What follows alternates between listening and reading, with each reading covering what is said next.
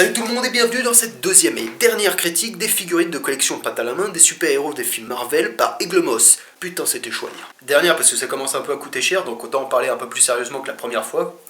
Et puis bah ma chaîne je l'ai pas créée à la base pour parler de figurines ou de faire des unboxings. Là c'est vraiment, je vous l'avoue, pour gagner un peu de temps parce que j'ai un problème son sur Accès Comics 3 que je suis en train de régler, donc ça devrait sortir prochainement. Bref. Après Tony Stark alias Iron Man, Iglomos s'attaque à Natasha Romanoff alias Black Widow, la meilleure espionne du Shield, mais aussi une membre fondatrice des Avengers. Elle est belle, elle est dangereuse, elle est russe et rousse, et elle est incarnée par la magnifique Scarlett Johansson. Black Widow est passée en quelques années d'une héroïne de seconde zone à icône féminine Marvel, et c'est donc tout à fait logique de la voir en numéro 2 de cette collection. Si pour Iron Man, le choix d'Iglomos reposait surtout sur un modèle d'armure, ici tout est une question de coupe de cheveux, car si Natasha n'a pas une garde-robe aussi fournie que Tony, elle a un bon coiffeur comme on peut le voir dans Iron Man 2, Avengers ou Civil War. Et Iglomos a choisi celle que je préfère le plus, la Black Widow de Captain America The Winter Soldier, l'un des meilleurs films Marvel Studios. La figurine reprend d'ailleurs la pose qu'elle prend pour l'affiche du film, une pose gracieuse et assez badass et qui ne laisse pas indifférent. Bref, c'est un gros yeah pour le choix du modèle et un gros GG aux parents de Scarlett Johansson d'avoir enfanté une si douce créature. Mais maintenant, passons aux choses sérieuses. Comme pour le premier numéro, on a un fascicule que je ne vais sûrement pas lire, mais qui doit sûrement résumer The Winter Soldier, et bien sûr, la figurine.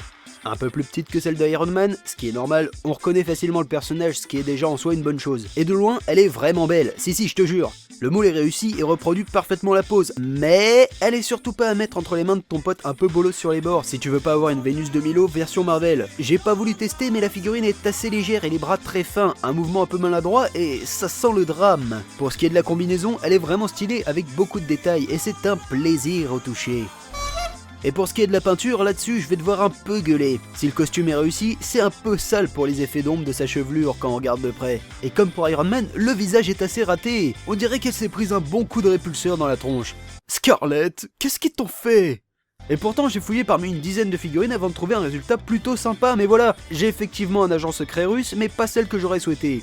Après, soyons sérieux, c'était prévisible que les figurines ne seraient pas ressemblantes aux acteurs, à part s'ils ont une gueule comme Tony Stark ou Thor. Et vu la taille des têtes et qu'elles sont peintes à la main, c'est plutôt chaud de faire correctement des yeux. Mais on va pas non plus les excuser, on est clients et c'est le projet à la base qui est foireux. Regardez les visuels de Captain America, il est dégueulasse et ils n'ont même pas choisi son meilleur costume. Par contre, va falloir m'expliquer pourquoi les doigts de ma Black Widow sont blancs. Bordel, c'est pas comme si 80% du travail consiste à peindre en noir la combi de Natasha. Personne n'a remarqué qu'il y avait une grosse différence de couleur entre la peau du visage et des doigts. Salaud! Vas-y!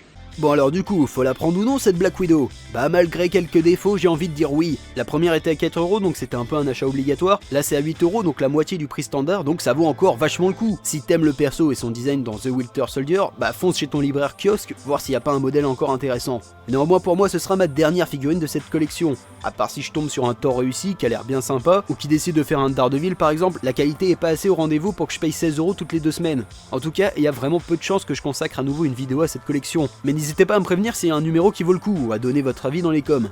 Sur ce, merci d'avoir visionné cette critique et n'hésitez pas à mettre un pouce bleu si vous avez aimé, à laisser un avis si vous avez acheté cette figurine ou si vous avez une critique à faire sur la chaîne, bah je suis preneur, à mater les autres vidéos et si vous avez kiffé, à vous abonner, ou même encore à mater Daredevil parce que c'est de la putain de bombe. Allez, adios.